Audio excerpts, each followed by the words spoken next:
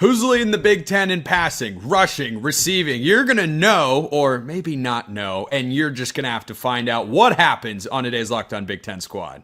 You're talking ball with the Big Ten Squad, sponsored by Game Time.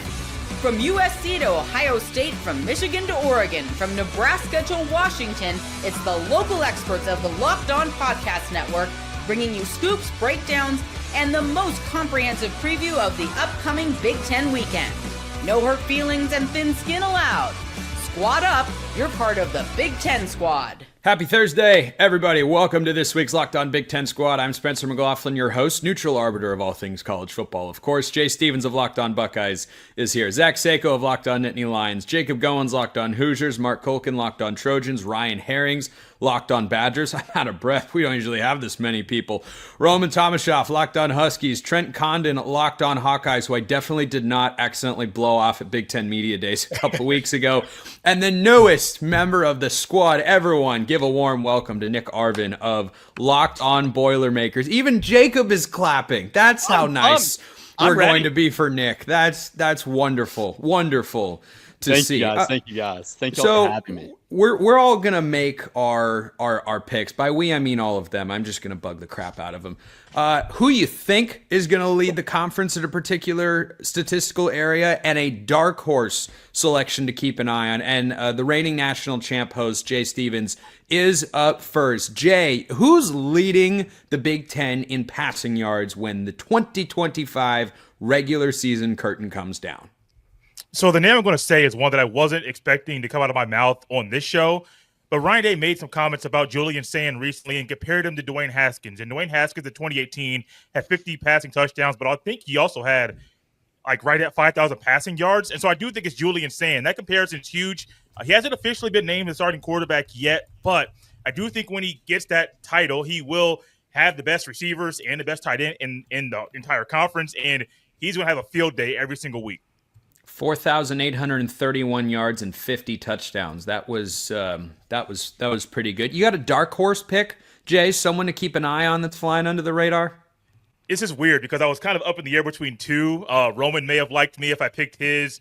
Zach may like me if I pick that one. Zach Sako, that is. I'm going to go with Drew Aller, someone that I really haven't believed in, but I do think a guy that could maybe fly under the radar if possible, because Penn State's offense and the receiving has not really been there.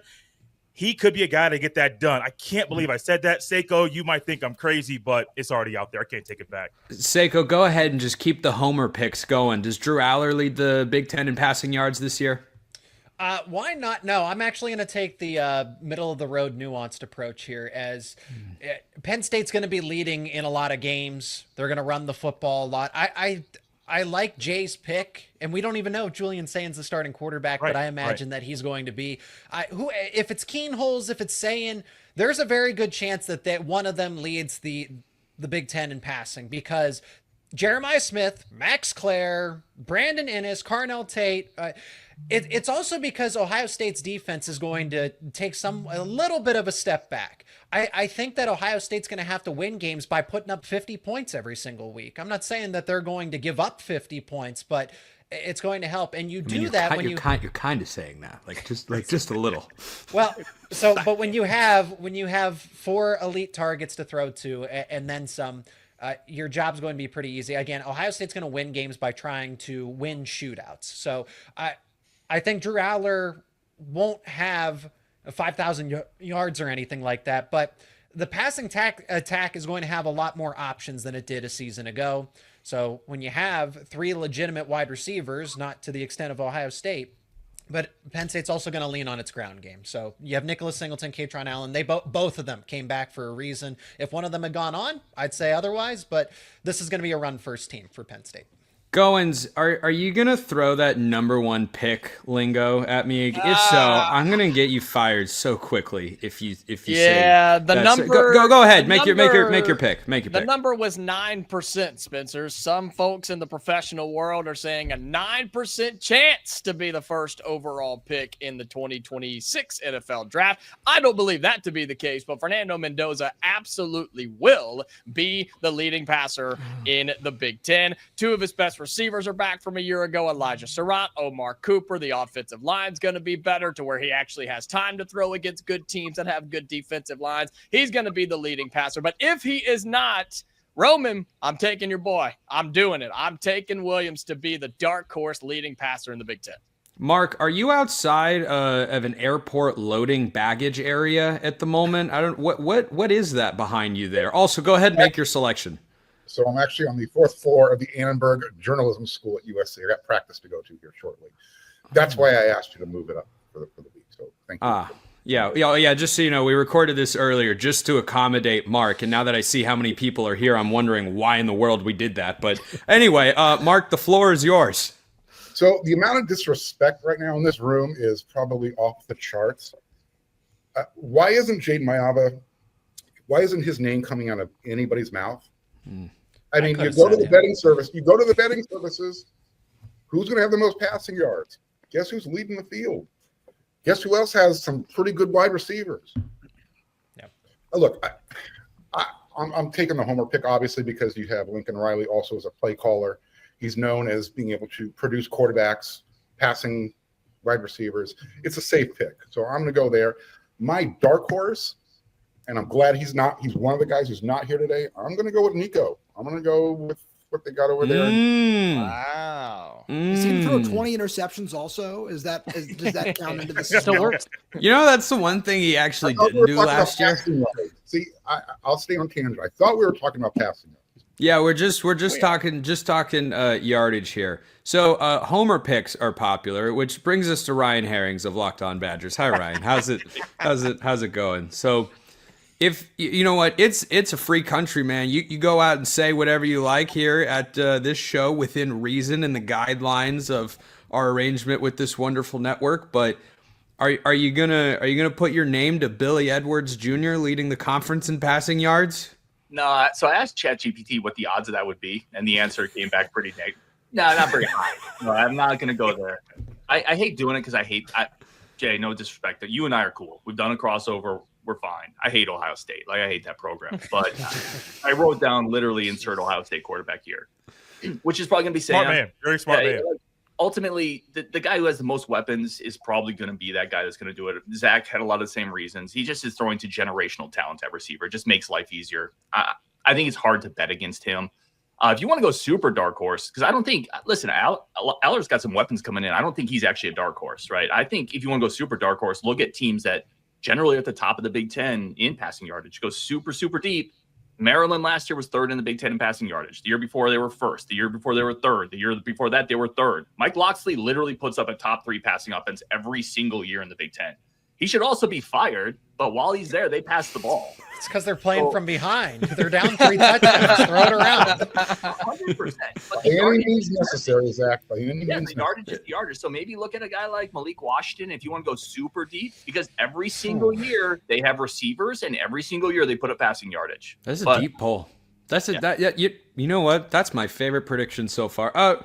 Roman, you're up next. Did you want to plug Dante Moore here? Because I haven't heard any Dante Moore love, and for no reason in particular. I just think that his name should get thrown out there. It's not like he's in an offense that's produced back-to-back Heisman finalists at his position or anything like that. The 5.5 yards per completion just doesn't get the job done when we're talking about leading and passing yards. I thought I was going to come to the table with Julian Sayin and be like, I'm one of the few guys that has this nod following Ryan. So thanks for that. I think it's always bold to pick a guy who is heading into his first year as a starter, but having Jeremiah Smith, having all those weapons certainly does make life easy. I do have to plug Damon Williams, though, as my dark horse, because this is a guy who, when you look at Washington's offense last season, they were 6th in the Big Ten in total yards per game at 390, and that's something that could very easily take a step forward with an improved offensive line, improved pass catchers behind Denzel Boston. I really like what Omari Evans and Rasheed Williams are bringing to the table, and I look at what this offense can be with Jed Fish at the helm, and I think that it's primed to take a big step forward with DeMond, who can move, who can get outside the pocket, and something we just didn't see Will Rogers do at any point last season. Trent, can you believe that Mark Gronowski's name hasn't been thrown out here in the Iowa offense? I mean, whoa.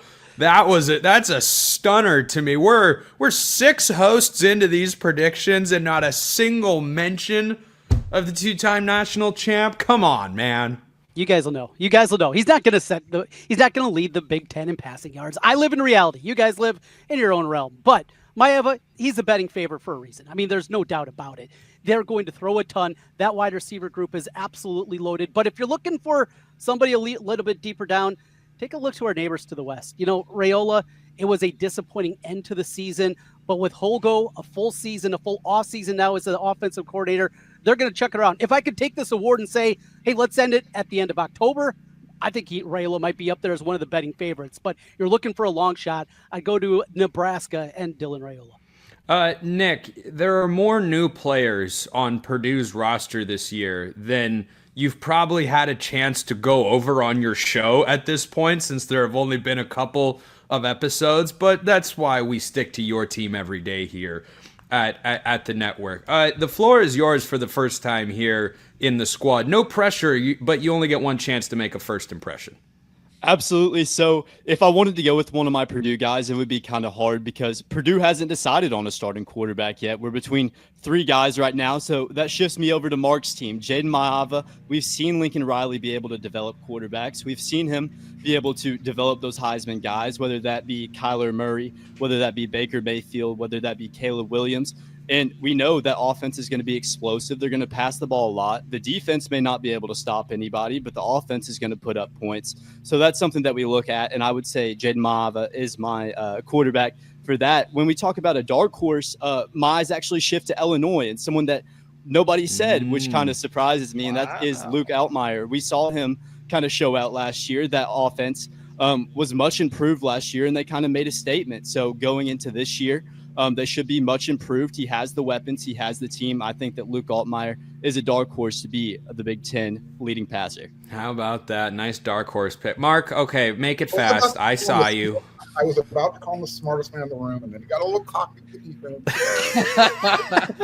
He's almost there. Mark was like this close to liking you, and now you're just never going to recover. And he doesn't like anybody. Yeah. You're so close. It's like you were out there on the date, you were making a good impression, and then you offered to split the bill, and Mark was like, oh, no, don't do that. So we still got to pick the leading rusher and receiver in the Big Ten Conference. That coming up on the Big Ten Squad.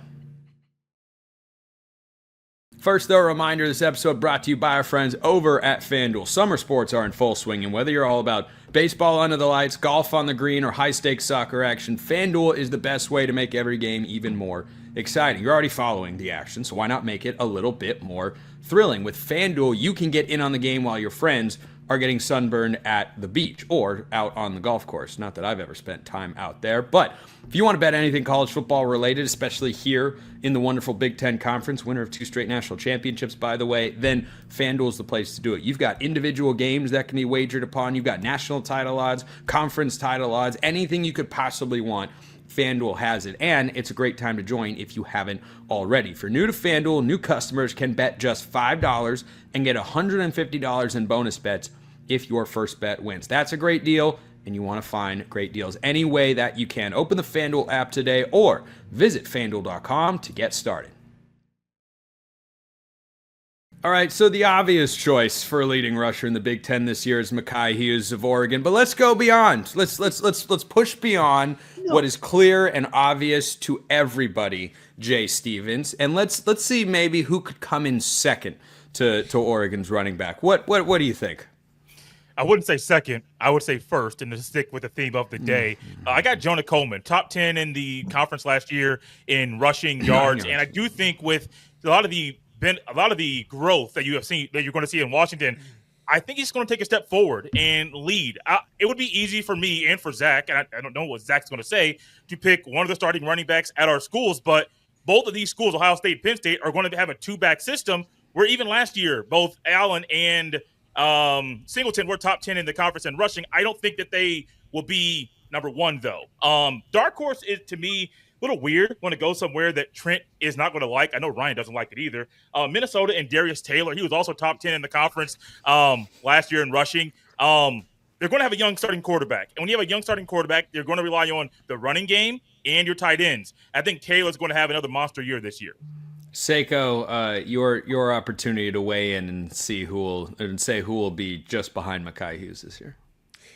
So ironically enough, I was thinking Jonah Coleman in my head before we, started this show, but I'm not going to go. Podcast is starting to make me nauseous. No, I agree with you, because if we're actually trying to answer this instead of trying to, give the homer answer, does Oregon have a split backfield? It is going to be Makai Hughes. You want to take a team that is going to win a lot of games. Winning teams run the football. So if we're going to say what team is going to lead the conference in rushing, it's going to be Penn State, because they're going to be a run-first team. They're going to be leading in a lot of games, and they have two superstar college running backs that are in the top 5. Singleton's second, and I'd argue that Katron Allen's either 4th or 5th. So Penn State's going to run the football. They led the conference in rushing a season ago, and ironically enough, Jonah Coleman actually had fewer rushing yards than both Katron Allen and Nicholas Singleton last season. So if Coleman is that bell cow player and Washington punches above its weight class and wins more games than it should, then yeah, there's definitely a case for him. But between what Oregon's going to do by winning double-digit games, and if they have a workhorse type of running back, then he's probably going to lead the conference and might have a case to lead the nation. Goins, you may now weigh in with your usual tomfoolery. No, you are going to want to take that back, Spencer, because I actually have your boy. He's going to be serious. Woo!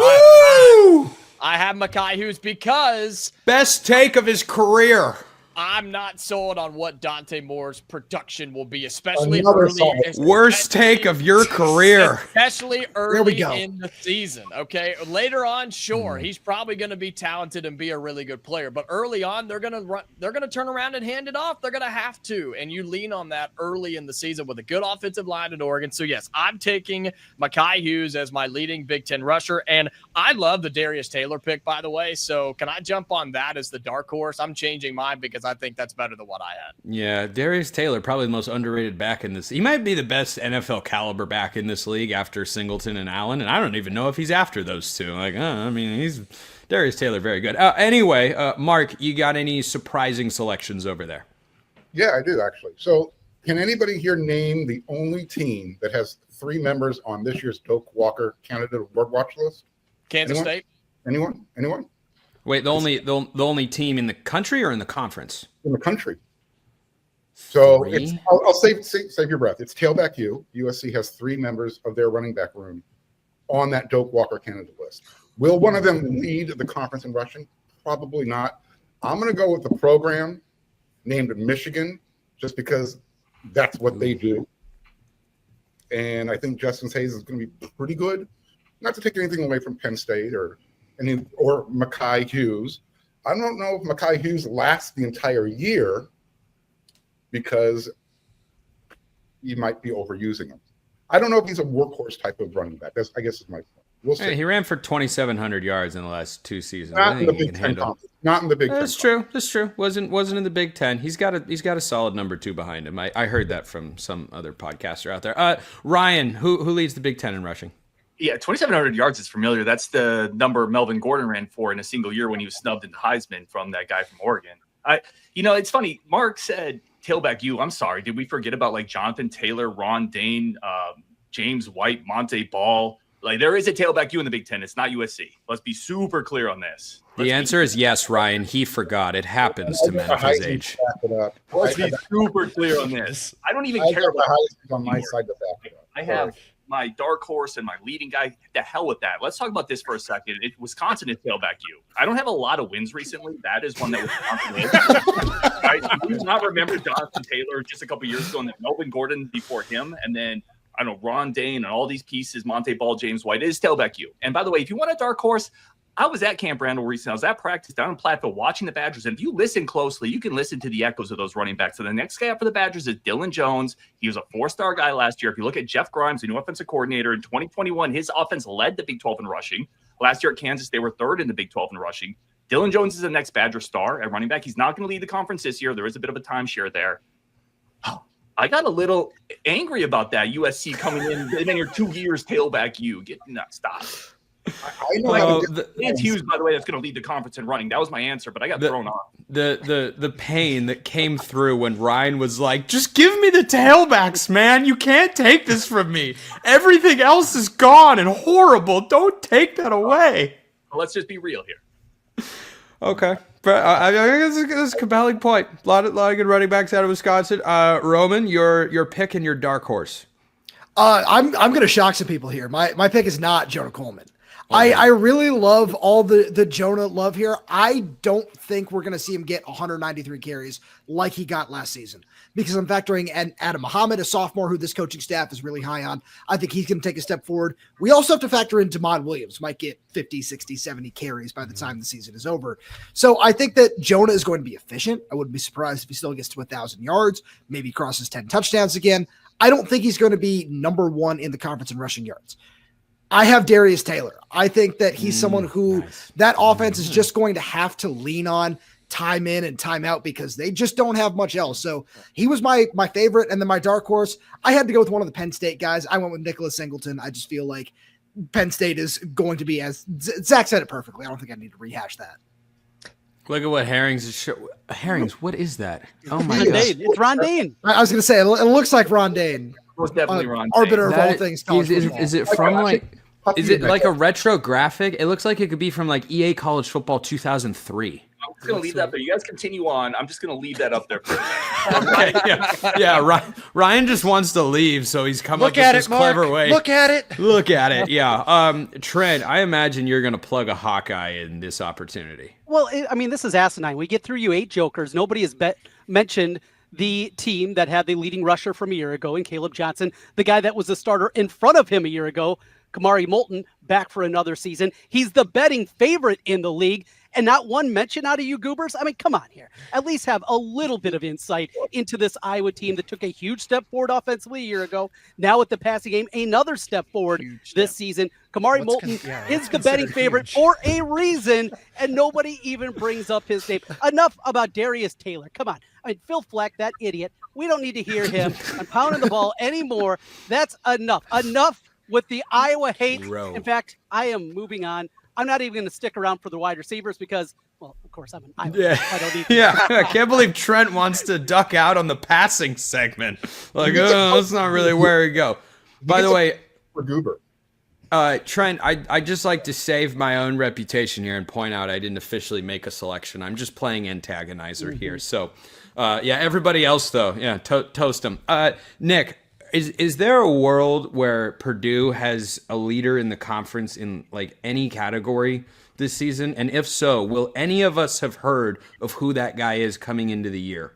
You should if you've been paying attention, but most people haven't. I don't care about being unbiased. I don't care about odds. Devin Mockbee is 1,170 yards away from becoming Purdue's all-time leading rusher. You bring Barry Odom in because he's the type of guy that wants to have a strong offensive line, that wants to have a strong rushing attack, and Mockabee's going to be the feature back in that offense, an offense where we don't even know who the quarterback is. There's not much going for that team, for that offense, besides Devin Mockbee. So they're going to be feeding him the ball constantly. Maybe he may not be a day 1, day 2 draft pick, but he has heart, he has grit, and that's why he's going to be the Big Ten leading rusher. That's the mantra for Purdue this season: heart and grit. That's what they're looking for. That and a win over Indiana. Mark, you look like you discovered Google for the first time. We're trying to show us something. I was going to show Ryan. Google says tailback you. Wait till he finds out about ChatGPT. I don't think we need to show Seiko, I haven't even figured out ChatGPT, man. I don't know. It's like this thing. Anyway, so the internet said that USC is tailback you. If it's on the internet, it's true. That yes. But I'm on the internet. Obviously. Ryan is always true. Yes. Yeah, this show is on the internet. To wrap today's show, I'm going to see if anybody has the audacity to not make the obvious selection.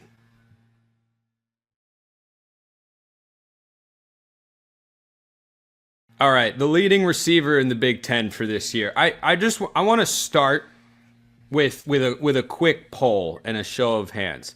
Does anybody have the intestinal fortitude to not seriously pick Jeremiah Smith to lead the conference in receiving yards this year? Show of hands, is anybody going to actually do that? Okay, I was Mark. waiting for Mark to raise his hand. Why am I Always one not guy. surprised? You should have just started with him. I probably should have started. We will go. Okay, Mark is not picking. Mark is not picking Jeremiah Smith.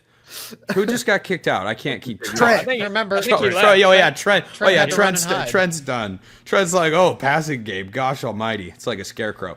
Mark, your leading Big Ten receiver at the end of the year is who? It's Makai Lemon. Okay. I mean, I guess So we're it's not. debating That's not the second place? crazy. It's not a bad pick. It's not a bad. It's not. because It's not ridiculous. What Let happened? me give you my homer rationale. And I'm not knocking Jeremiah Smith. The dude is a stud. He's going to be great. Let's just clear the air there, okay? You've got a quarterback who's playing. He's thrown 4 passes in his career.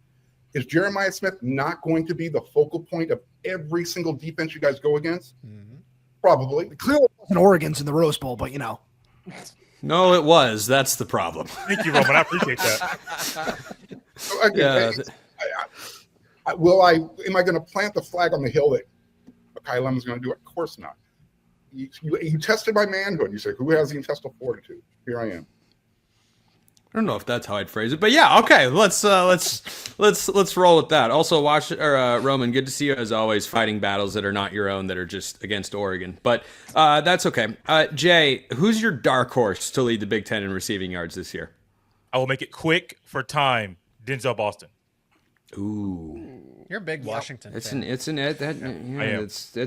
that's an annoyingly kind of nice dark horse pick. Seiko, go ahead. To finish in second, Nick Marsh. I don't think Nick Marsh made it onto our Locked On College Football Top 100. And I saw our good friend Matt Sheehan, who doesn't make enough appearances on this show, go to bat for it. And he is completely justified. I mean, that was a player that I wanted Penn State to win that recruitment battle, and Michigan State was able to get that across the finish line. Nick Marsh is good. He just wasn't not enough people realize how good he is because he didn't play last season fully healthy. Give me a team that has a young quarterback in Childs, that you're looking for that team that's not going to win too many football games, but is still offensively sound and is probably going to play a little bit extra backyard football this season. Nick Marsh might actually be closer than we think to Jeremiah Smith. Goins, your dark horse. Dark horse wise, just because of the reasonings we gave, let's say that it doesn't all work out for Jeremiah Smith this year. Let's say he has the focal point of the defense as he will. Why not go with the number 2 according to the betting odds? Let's go Carnell Tate at Ohio State, right? Why not go with the secondary guy who could be the go-to if Jeremiah Smith is locked up? And Mark, this one's just for you. I'll take Jacoby Lane, the 3rd best betting odds in that USC receiving room. Why? For literally no reason. Oh, that's as good a reason as I've ever heard to pick something for USC. Herrings, anybody in Madison that could surprise it? No. Oh boy, that was a quick no. That's Herring's going through it, man. Vinny Anthony's a really good receiver. For people who don't really, for real ones, if you know, Vinny Anthony had more yards against man coverage than Jeremiah Smith did last year. Averaged 17.4 per catch against man coverage. He's really good, and he did that with Braden Locke chucking him the rock. Let's be honest. Vinny Anthony's really good, but it's a solid dark horse to lead the Big Ten. Like their offense isn't going to be there, and they play a brutal schedule. That's just not realistic. I don't know, man. Like there's no. Can I just say there's no dark horse when Jeremiah Smith is on the field? Like it's almost not worth talking about. It's almost that's why it's called dark horse. It's not an outright pick. It's like keep an eye. Something that is so statistically not going to happen. It's like picking against Jerry Rice in 1987 to lead the NFL in receiving yards. It's going to be Jeremiah Smith. The dude is incredible. He's not from this planet. I listen, if you want dark horse, I think Penn State's really intriguing. Brought in a couple receivers. They obviously lost Tyler Warren. That's a big chunk of that receiving talent that's gone. A guy like what's his name? Pena is a really good route runner. Caught 84 balls last year. I think Aller's the type of guy that works really well with good route runners. He has good timing and touch. If he is one of the better quarterbacks in the Big Ten, he's got to throw to somebody. Tyler Warren's not here anymore. I think somebody like that makes sense. But again, it feels like we're talking about who's going to deliver presents if Santa's dead. Nobody. Santa's going to be there. Like Jeremiah. Damn. Wisconsin, look at what you have done to our friend Ryan. He is emotionally tormented. That's the first as a fan. Probably I the have best talent picture today, but Ryan. it's going to be Jeremiah Smith. It just is. Oh my goodness, the poor guy. Roman, now is your chance to plug DeCorian Moore. No, it's gonna be Denzel Boston. Like it's one thing where I talked about Jed Fish's offense a little bit earlier and what it can do for Damon Williams. When you go back and you look at especially his time at Arizona, Jed Fish loves to funnel targets through two guys in his offense. One of them is kind of that move that like Jacob Cowing, Dorian Singer from their time there. The other is just a big outside X receiver, and obviously they had an elite talent in Tyro McMillan during his time down there. And Denzel Boston is the closest thing that you're going to get to that in terms of what this offense can be. He has all the potential in the world to be a first-round pick, and he's someone who, through the back half of last season, people kind of forgot about him because the offensive line broke down, defenses started to key in on him, so the production went downhill. That doesn't seem like it's going to end up being the case this season, so I wouldn't be surprised if he gets to 1,200 yards and 13 touchdowns this season. Nick, you got an under-the-radar pick to lead the Big Ten in receiving yards? I do. So very under the radar. I'm actually going to look at Nebraska and a transfer that comes from Kentucky in Dane Key. That may be a bit of a pull for some of you guys, but he had success at Kentucky. He did have success at Kentucky. There wasn't a whole lot of quarterback consistency following Will Levis going to the NFL over at Kentucky, but he was able to make plays. He's a physical receiver that can go up and get balls. He can make the explosive play with Dylan Raiola, potentially filling some shoes this year, improving as a passer. We should see an improvement from the yards for Denke this year. So that's my dark horse pool. That's a good deep pull. First squad of his life, Nick Arvin of Locked On Boilermakers came absolutely positively prepared. Mark, you already gave your pick, right? Or did you have another name you want to throw out there? No, this was a solid second. Boiler up, man. Good job. Okay, yeah, boiler up. That's how we're ending today. No, just for Nick. Yeah, let's go around and everyone has to say boiler up. How to get under Jacob's skin? I can do this all day long. Yeah, let's call it there. One day when Purdue beats Indiana in football, we're gonna get Goins to say boiler up. But until then. I'll quit. Now I really want Purdue to win. That would be that would be great. Jay Stevens, Locked On Buckeyes. Zach Sego, Locked On Nittany Lions. Jacob Goins, Locked On Hoosiers. Trent Condon of Locked On Hawkeyes left because we started talking about wide receivers. Ryan Herrings of RBU, Locked On Badgers. Roman Tomashoff, Locked On Huskies. Nick Arvin is the new guy on the block here at the network. Locked On Boilermakers. Mark Colkin, Locked On USC. I'm Spencer McLaughlin, Locked On all over the place. We'll see you next time, and until then, hope you all have a wonderful rest of your day.